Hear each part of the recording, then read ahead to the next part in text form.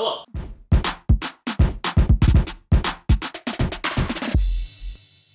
I'm Brian. And I'm Nikki. And we are cooking with the Cotas. So today we are going to be meal prepping an Asian cabbage salad. This is something that I love to make for the work week because it's, first of all, cheap. It is a well-balanced meal. And it's delicious, which is important to me. Very important. Yes, so we're going to be doing a lot of slicing, shredding, and dicing today. And hopefully I won't cut myself. So here's our mise en place, everything in its place. So first of all, we have our cabbage. My cabbages! Which is very important for our Asian cabbage salad. We have a red bell pepper. We have a singular carrot. One. We have green onions. Not to be confused with chives, which are different. They are different. Yeah, these are green onions where chives is an herb. Edamame. This is a soybean that will give us a lot of good protein in our dish. It's and not fiber. pronounced edamame. The more you know. No, and it's not. And then finally we have our chicken. And our chicken is the very first ingredient that we need to start prepping because it's going to take the longest. With this, to prepare. We have 2 breasts. It's about a pound's worth of chicken. Yep. So let's get started.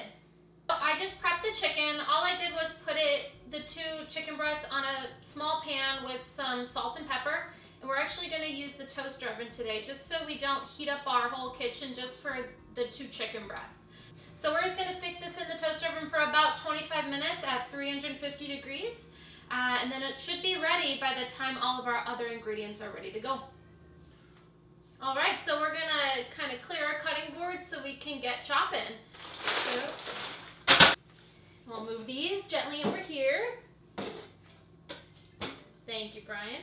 All right, so the first thing I want to point out about this cabbage, when we're cutting cabbage, we want to make sure that we make it as easy as possible on ourselves. So this root, we want to keep it intact so that all the layers stay together when we're chopping. So first off, we're going to put the root down and we're going to slice right through it. So if you can see there, we have the root. This is a pretty large root.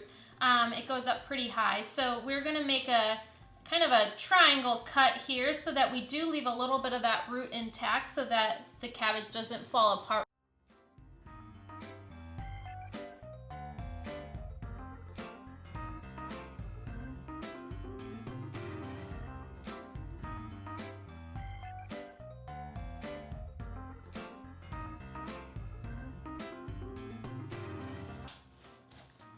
Looks great.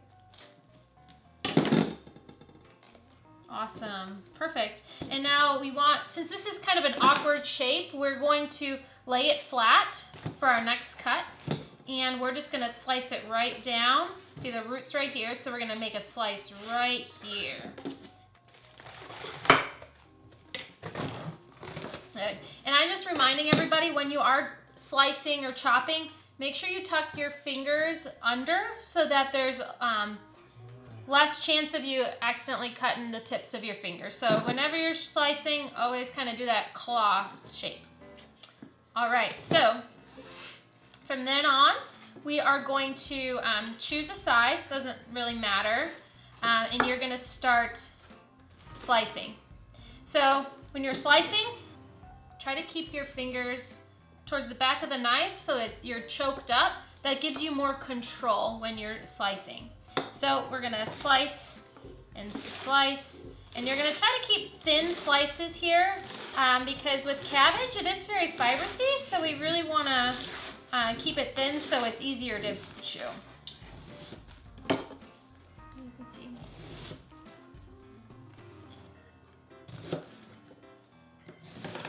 Great. And typically with the cabbage salads, I actually like to chop it again.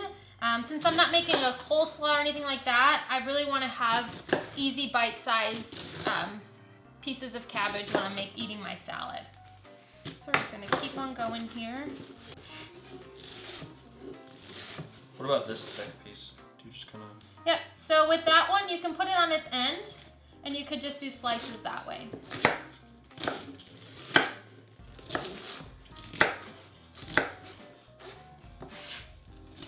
So from here, I'm gonna do a rough chop. See, I have a lot of something a little bit thicker, but we're gonna still work with it. I'm just gonna put my hand on the top of the knife, just so I have more control. And I'm just gonna do some chops just along it, just to make more bite-sized pieces.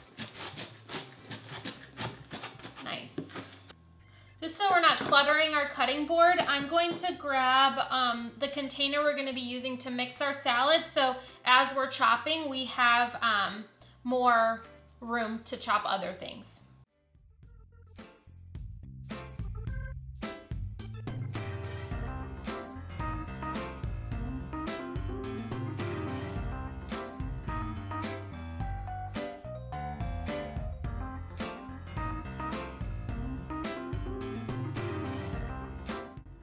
So the next ingredient is the bell pepper.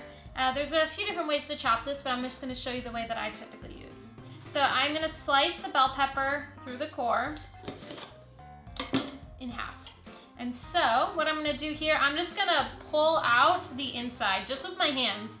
I like using my hands for cooking as much as I can, just because it's the easiest tool to maneuver. So I'm pulling out the core. So right here is got those porousy parts that I'm going to pull out as well, just because they don't have a very good taste or texture, and just kind of hit out the rest of the seeds, just so it's pretty clean in there. And then with the extras, I'm just going to put this in my little compost bin. Okay. So with this, I'm going to slice it flesh side up, just so that it's easier to chop through. So you can do it multiple ways. I'm gonna actually cut it in half once, just so it's a little bit flatter. As we're learning how to chop, we wanna make sure it's easy to maneuver. So I'm gonna do one slice at a time. And what I'm gonna do, again, fingers like a claw, and I'm going to slice. I'm gonna do pretty thin slices for this, because this is for a salad. I want it to be easy to bite, because we're using raw peppers here. And because of the nature of this salad, I'm gonna slice these 2 more times, just so that they're bite-sized pieces here. There we go. I'm just gonna put those in the salad, just again, so we have everything in place.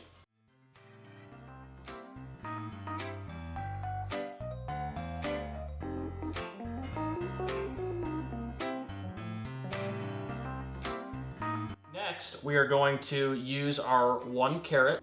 We want to peel our carrot before we cut it. We do have a potato peeler, or just a peeler. Let's be honest, you're gonna mostly peel potatoes with this bad boy. But you just want to run it across your carrot, so you're peeling off that outer shell.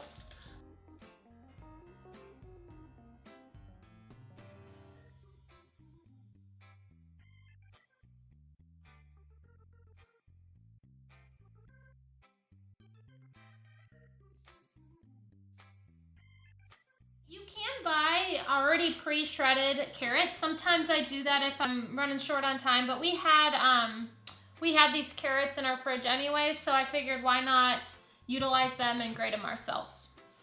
Moving on is to our, not the chives, but green onions. These green onions bring a lot of good flavor to this dish that really kind of finishes out this salad, and I really enjoy using them. We're gonna actually chop off probably where the green starts turning into the white. It is good flavor, but I don't want too strong of that onion taste in a specific bite. And I want to just point out with these, you can save these and put them in water. Like I just put them in a glass in water, like facing up like this, and then it will start to regrow some of these, the dark green parts. You're just gonna lay these flat here. Again, I'm emphasizing the bear claw, because as you're working your way down the onion, you wanna keep moving your hand. Doing this is definitely potential for danger. So keep that tip of the knife down on the cutting board. Choke up on that knife, and then as you're slicing, you're pushing forward.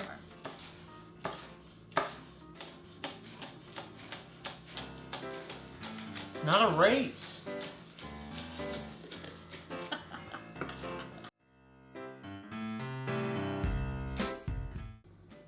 This bowl was still not large enough, so what we're gonna do is divvy it up into 2 bowls for the rest of this so that we can evenly toss it up later. Okay. So we have edamame. I already steamed this. This is something I got in the freezer section of our local grocery store. It's a steamable bag, so we just threw it in the microwave for a few minutes. Gives the salad some good flavor and fiber, as well as protein. So I'm gonna do half of the bag into mine, and Brian will put half in his. Don't get too crazy over your bowl edges. But again, don't be afraid to get a little messy too. Everything in the kitchen isn't gonna be perfect. Right. Sometimes you just gotta wing it. And sometimes you do have to prepare. Wing it. For this next part, we're gonna be finishing this up by cutting the chicken, and we are going to make the sauce that we're gonna do. You can buy this sauce in the store too if you wanna save some time. It is the sauce located in the salad dressing aisle. And just when you're looking at the different kind of Asian dressings, whether it's like a sesame ginger or a honey soy sauce dressing, just look for the sodium. I want that sodium to be under 20% of the daily value. That's that percentage sign on the right hand side. Let's not get too salty. And so Brian's gonna put together his recipe he has in front of him. He's gonna be putting it all into a jar. I like making my dressings in a jar just because I can shake it up at the end and I don't have to worry about dirtying other dishes by whisking and on a bowl and etc. 4 tablespoons are in a fourth of a cup. And there are 3 teaspoons in 1 tablespoon, if that helps you. And there are 6 half teaspoons also in a tablespoon. That's correct. So while he's doing that, I'm gonna start chopping up the chicken that we have.